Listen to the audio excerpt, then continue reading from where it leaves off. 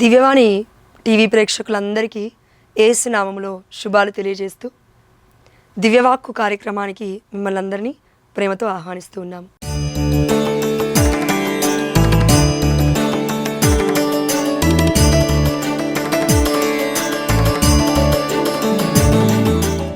గత వీడియోలో మనమందరము అమ్మ మరియ తల్లి గొప్పతనం గురించి తెలుసుకున్నాం. అదేంటి అంటే మరియ తల్లి తపస్కాల ఫలితమే గర్భఫలము అని. తపస్కాలంలో అవునా, మనలాగా మరియ తల్లి 40 రోజులు కాదు, తన జీవించినంత కాలము పాపానికి దూరంగా ఉండడానికి తనను తానుగా పోరాడుతూనే తల్లి జీవించింది. కాబట్టి దేవుడు ఆ తల్లిని ఎన్నుకున్నాడు, పిలవడం కాదండి. ఇది మనకు అర్థమైంది. అదేవిధంగా ఈ లెంట్ సీజను ఎప్పటి నుంచి మనము కొనియాడుతూ ఉన్నాము అంటే మన యొక్క పూర్వీకులు, మన యొక్క పితరులు, లేదంటే కరెక్ట్గా చెప్పాలంటే మన యొక్క అధికారులు ఎప్పటి నుంచి ఇది డిక్లేర్ చేస్తున్నారంటే 4వ శతాబ్దం నుండి ఇది స్టార్ట్ అయింది. అయితే మనందరికీ తెలిసిన విధంగా పరిశుద్ధమైన గ్రంథంలో యోనా 3 రోజులు ఉపవాసం చేశాడు. ఎక్కడ? చాప గర్భంలో. అదేవిధంగా బప్తిస్మ యోహాను గారు ఎడారి ప్రాంతం గుండా ఒక వాక్యాన్ని బోధిస్తున్నప్పటికీ చెప్తున్నప్పటికీ అక్కడ తేనెను తాగుతున్నాడు. అదేవిధంగా బప్తిస్మ యోహాను గారు మత్తయి సువార్త 3వ అధ్యాయము 4వ వచనంలో ఎడారిలో ఉన్నప్పుడు అతడు ఒంటె రోమముల కమ్మలి ధరించి నడుమునకు తోలుపట్టును కట్టి మిడతలను భుజించుచు పుట్టె తేనెను త్రాగుచూ జీవించుచుండెను. ఇక్కడ ఆ సమయంలో అవైలబుల్గా ఉండేది ఆహారమే కాబట్టి అది తింటూ ఉన్నాడు. ఆ సమయంలో ఎన్ని రోజులు ఉపవాసం చేశాడు బప్తిస్మ యోహాను గారు అని బైబిల్లో లేదు. కానీ కంప్లీట్గా తిండి మీద కాన్సన్ట్రేషన్ చేయలేదు. అనేక మంది తమ తమ పాపములను ఒప్పుకొనుచు యోహాను చే యోర్దాను నదిలో బప్తిస్మం పొందుచుండిరి. ఏ విధంగా అయితే కొత్త నిబంధనలో దేవుడి యొక్క సంఘాన్ని హింసిస్తున్న సౌలుని దేవుడు పౌలుగా మార్చబోతున్న సమయంలో 3 రోజులు గుడ్డివాడైన పౌలు ఏమీ తినకుండా ప్రార్థన చేస్తున్నాడు, అంటే ఉపవాస ప్రార్థన చేస్తున్నాడు. అదేవిధంగా యోనా కూడా చేప గర్భంలో ఉపవాస ప్రార్థన చేశాడు. అందుకే దేవుడు త్వరగా వారి ప్రార్థన విని యోనాని చాప కడుపు నుండి దేవుడు బయటపడేస్తున్నాడు. ఇక్కడ సౌలుని పౌలుగా మార్చేసి ఇదిగో జ్ఞానస్నానం పొందుకోవడానికి అక్కడికి అననీయ ప్రవక్తని పంపిస్తున్నాడు.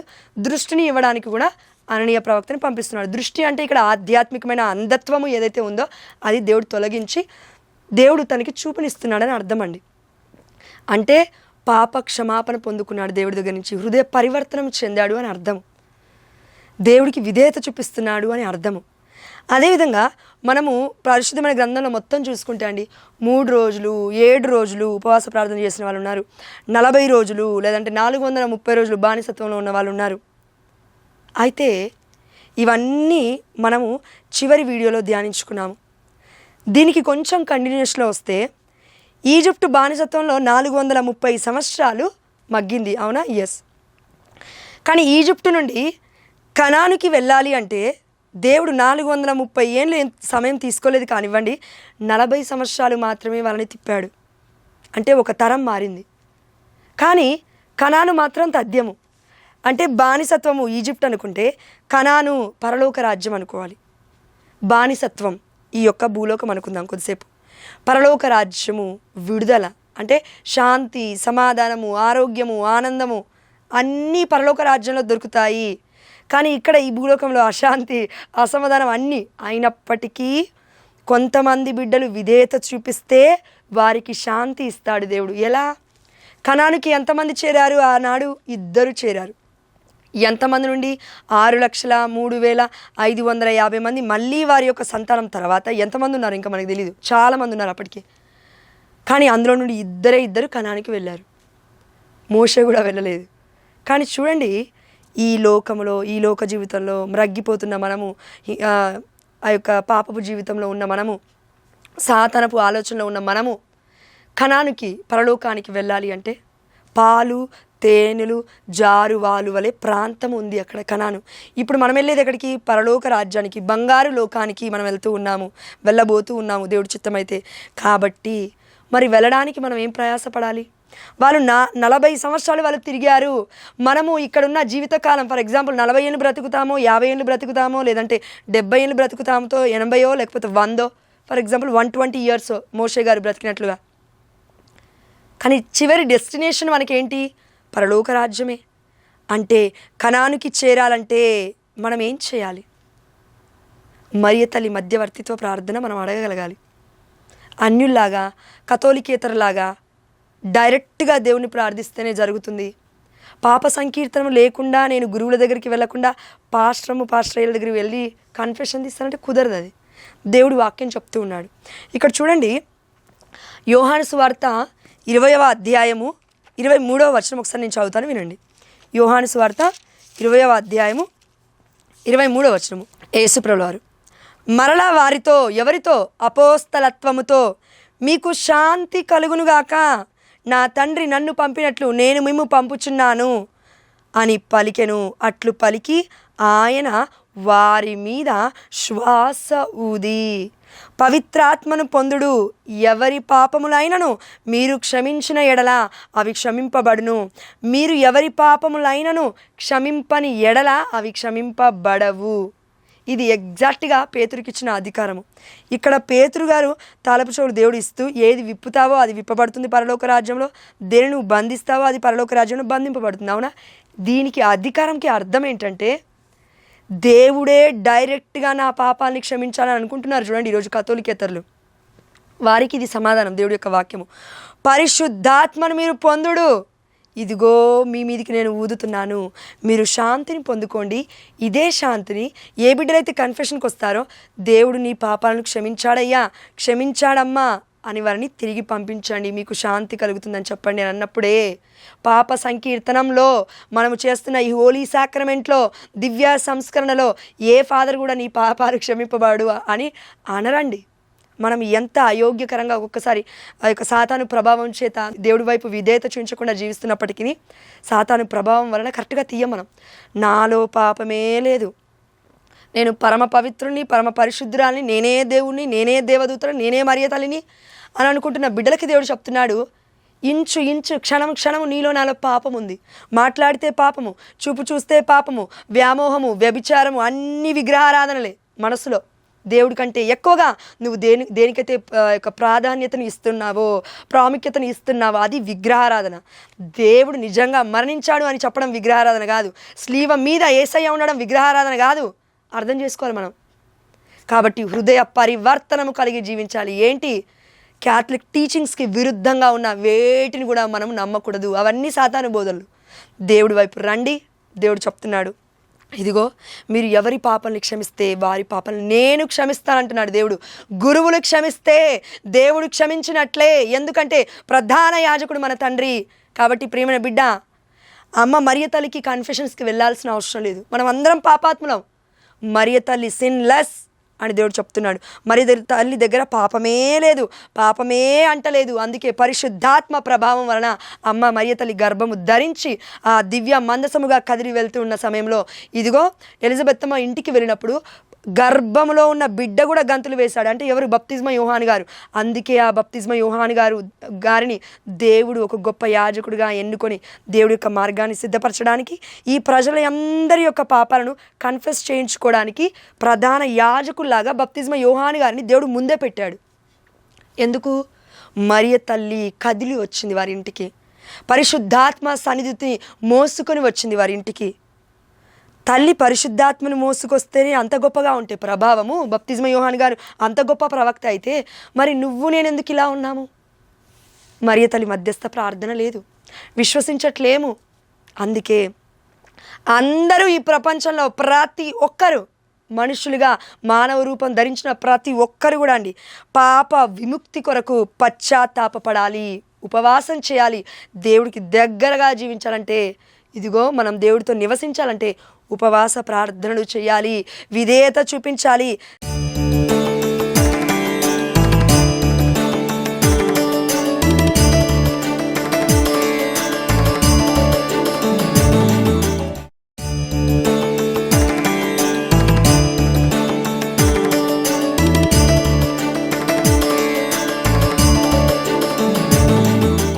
ముఖ్యమైనది కన్ఫెషన్, హోలీ సాక్రమెంట్, ఈ యొక్క దివ్య సంస్కరణ మనము లోబడాలి.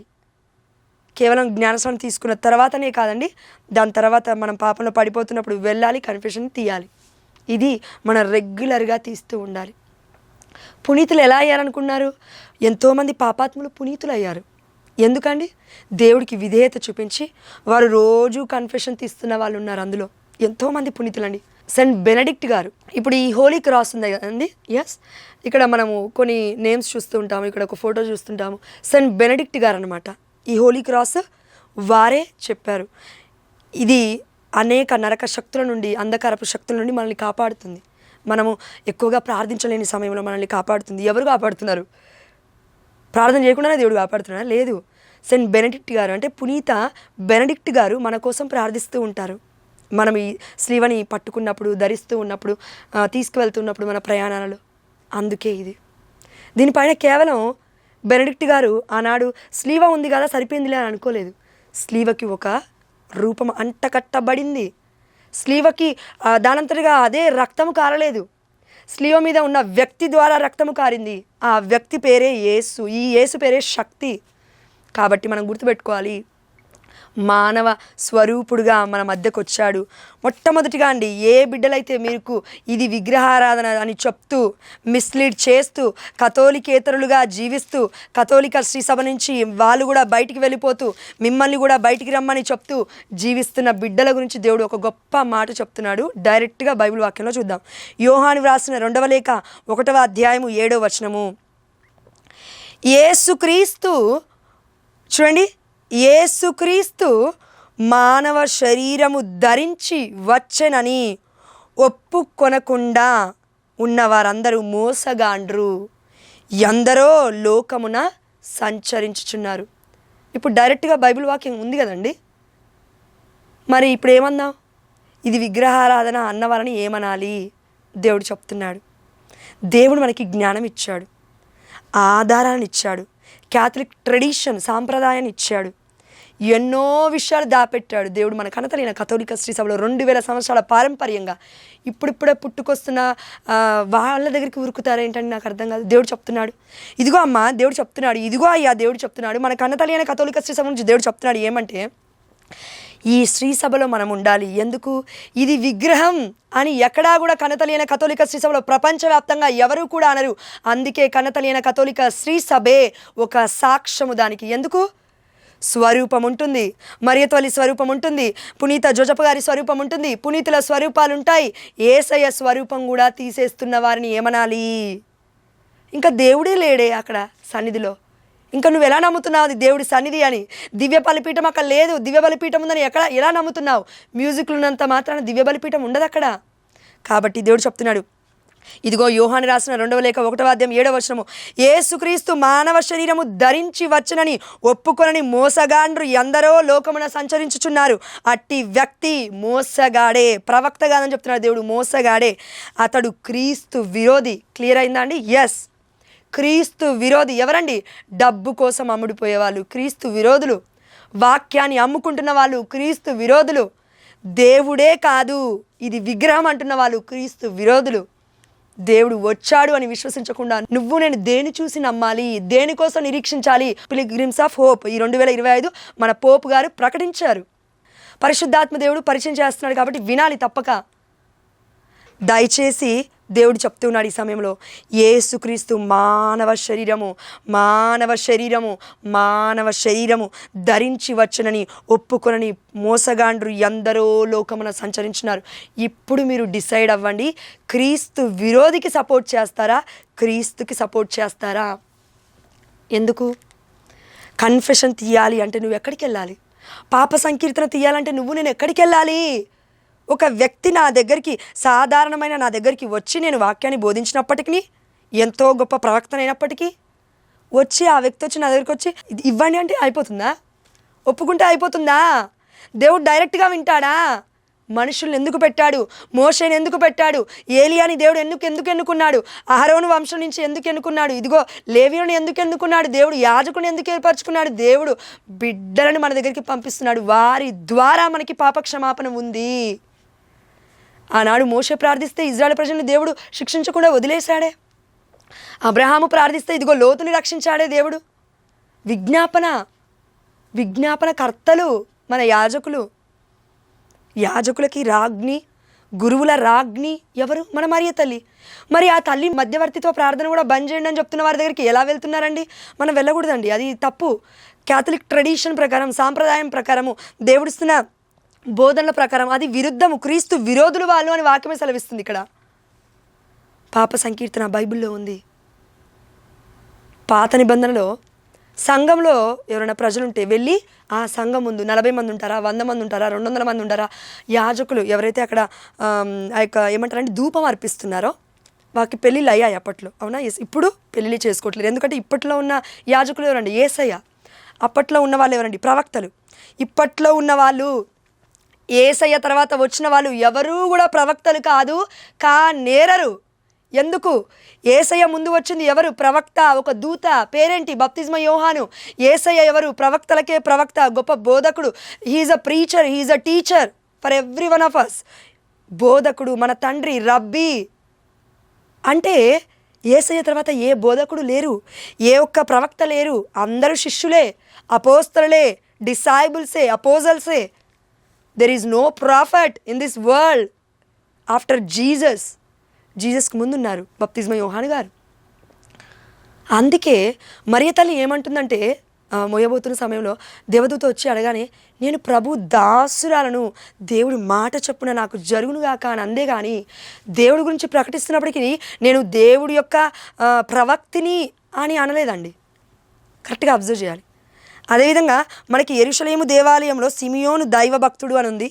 దాని తర్వాత అన్నమ్మ అనే ప్రవక్తి ఉండెను అని ఉందే, కానీ అన్నమ్మ అనే ప్రవక్తికి పుట్టెను అని లేదు. దేవుడి దగ్గరే అధికారం ఉంది. అన్నీ యేసయ్య దగ్గరే ఆగిపోయాయి. అన్నీ యేసయ్య దగ్గర నూతనీకరించబడుతూ ఉన్నాయి. కాబట్టి క్రొత్త నిబంధన ఇది. యేసుప్రభువారి శరీర రక్తముచే రాసిన క్రొత్త నిబంధన. నువ్వు నేను చూడడమే కాదు, తింటున్నాము, తాగుతున్నాము దాన్ని. అది మనం గుర్తుపెట్టుకోవాలి. ఇది నిజమైన కథోలిక శ్రీసభ. ఇది క్రీస్తు సంఘము. అందుకే క్రీస్తు సంఘాన్ని దేవుడు పేతురుపై కట్టాడు. ఎక్కడా కూడా పరిశుద్ధమైన గ్రంథంలో, ఇంగ్లీష్ బైబిల్లో ద ప్రీస్ట్ అని ఉంటుంది, కానీ ఆఫ్టర్ క్రైస్ట్ జీసస్ తర్వాత కూడా ప్రాఫెట్ అని కూడా ఎక్కడా లేదు. అందుకే ఎవరెవరైతే బిడ్డలు ప్రాఫెట్స్, మేము బోధకులము, అపోస్తులము, ఇంకేదో అని చెప్పుకుంటున్నారు చూడండి, నమ్మకండి వాళ్ళని. మనం అందరము దేవుడి శిష్యులం, దేవుడి బిడ్డలం. కరెక్ట్గా చెప్పాలంటే మన కన్నతల్లిన కథోలిక శ్రీసభలో ఉన్న యాజకులు మొత్తం అపోస్తలు. దేవుడు వారి మీదకి ఆత్మను ఊదారు.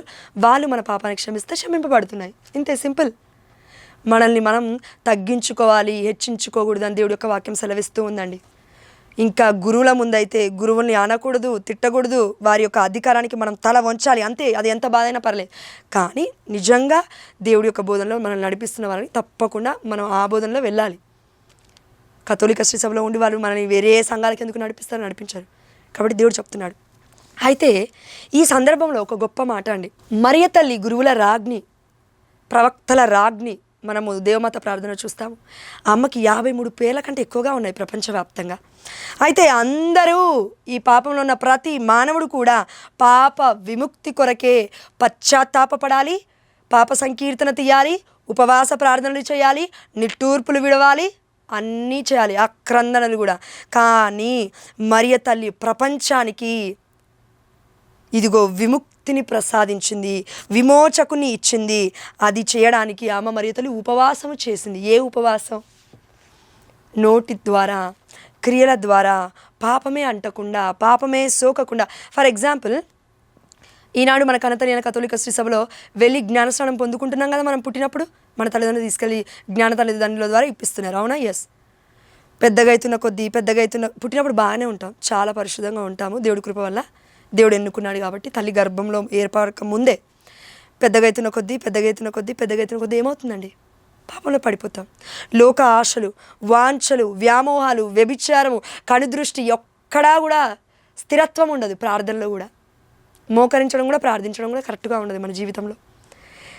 మన జీవితాన్ని మనమే కరెక్ట్గా సరిచేసుకోలేని వాళ్ళము ఇంకొకరి జీవితాన్ని నిలబడే శక్తి మనకుందా? వారి జీవితాన్ని కట్టే, కుటుంబాన్ని కట్టే శక్తి మనకి ఉందా? వాళ్ళని కూలద్రోయపోతే నయం, వారిని మన మాటల ద్వారా ఇదిగో వారిని సర్వనాశనం చేయకపోతే నయం. మన నోటి మాటల ద్వారా కుటుంబాలు తగలబెడుతున్నారండి చాలామంది. విడాకుల వరకు వెళ్తున్నాయి సంబంధాలు. ఎందుకు? మన నోటి మాటల ద్వారా. కానీ మరియ తల్లి పాపము అంటకుండా పోరాటం చేసింది.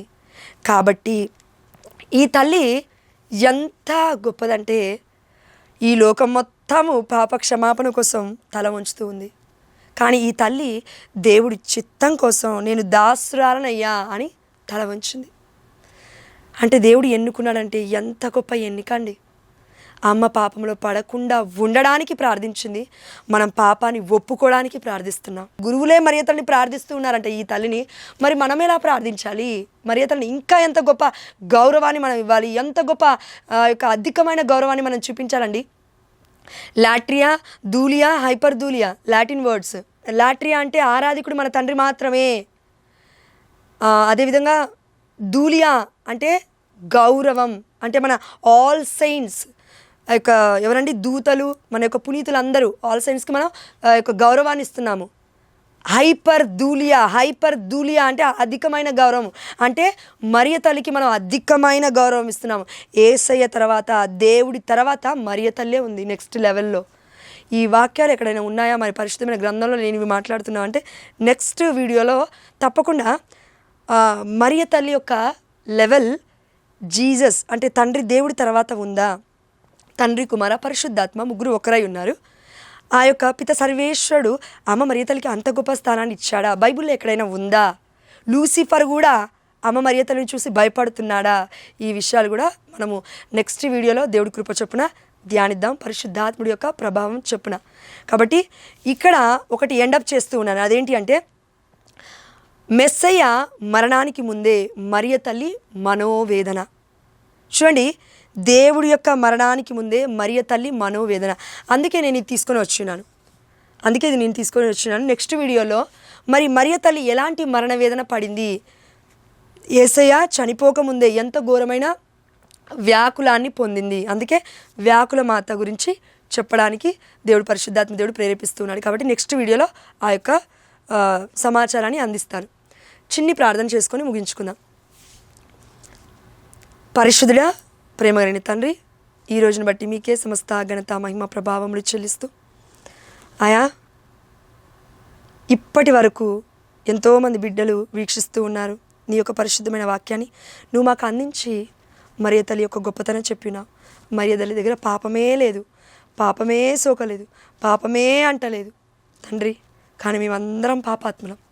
అయా మాకు మంచి హృదయాన్ని దయచేయి. ఈ సమయంలో ఈ యొక్క తపస్కాలంలో మేము తపస్సు చేయట్లేమేమో, కానీ మా పాపపు ఆలోచన నుండి మరియ తల్లి వలె మౌనము వహించి ఎక్కడ మాట్లాడాలో ఎక్కడ మాట్లాడకూడదో సమయోచితమైన జ్ఞానముతో మా యొక్క నోటిని ఉపయోగించుకోమని, దానికి కావలసిన పాపక్షమాపణ, హృదయ పరివర్తన మమ్మల్ని మేముగా మీకు సమర్పించుకోలేకపోతున్నామయ్యా. దయచేసి పరిశుద్ధాత్మదేవ మా అందరి మీదకి దిగిరండి. పాప సంకీర్తన మా పరిశుద్ధమైన గురువుల దగ్గరికి, యాజకుల దగ్గరికి వెళ్ళి మమ్మల్ని మేము తల వంచి దేవుడికి అర్పించుకున్నట్లుగా ప్రధాన యాజకుల ముందు తల వంచి మేము పాప సంకీర్తనము ఇచ్చే కృపను అందరికీ దయచేయమని, మా గురువులలో యేసయ్యను మేము చూడగలగాలి. అలాంటి గొప్ప ఆధ్యాత్మికమైన కనులను మాకు దయచేయమని. పౌలు గారికి గుడ్డితనం పోయింది 3 రోజులు ఉపవాసం చేస్తే, మేము 40 రోజులు ఉపవాసం చేస్తున్నామయ్యా కొంతమంది. అయ్యా మాకు గుడ్డితనాన్ని తీసేయి, ఆధ్యాత్మికమైన అంధత్వాన్ని తీసేసి గురువుల దగ్గరికి వెళ్ళి మేము పాప సంకీర్తన తీసే గొప్ప హృదయాన్ని, నూతన హృదయాన్ని యెహెజ్కేలు 36:26 ప్రకారము యేసు సర్వ శక్తివంతమైన నామంలో మా హృదయానికి దేవా, ఇదిగో తండ్రి, మా హృదయానికి తండ్రి ఆ యొక్క కదిలింపును దాయిచ్చేయండి యేసయ్య, మారు మనస్సును దాయిచ్చేయండి యేసయ్య. చూస్తున్న ప్రతి బిడ్డని తండ్రి యేసు రక్తంలో దేవా మమ్మల్ని అందరినీ కడిగి శుద్ధీకరించిన తండ్రి, అక్కడ యాజకుడి దగ్గరికి వెళ్తేనే పాపక్షమాపణ, డైరెక్ట్గా అడిగితే పాపక్షమాపణ దొరకదు. దేవుడు కృప చొప్పున మనం ఇంకా కూడా బ్రతికి ఉన్నాము. ఇప్పటికైనా మనల్ని మనం మార్చుకోవాలని దేవుడు ఆశపడుతూ ఉన్నాడు. మనం అందరము కథోలిక శ్రీ సభలోకి వెళ్ళి కన్ఫెషన్ తీస్తే మన కావలి సన్మనస్ కూడా ఆనందపడతాడు. దేవుడి దగ్గరికి వెళ్ళి చెప్తాడు, మన దేవుడు ఎంతగానో ఆనందపడతాడు. ఎందుకంటే వాక్యం సెలవిస్తుంది, 99 గొర్రెపిల్లని విడిచిపెట్టి దేవుడు ఒక్క గొర్రెపిల్ల కోసం వస్తాడంట.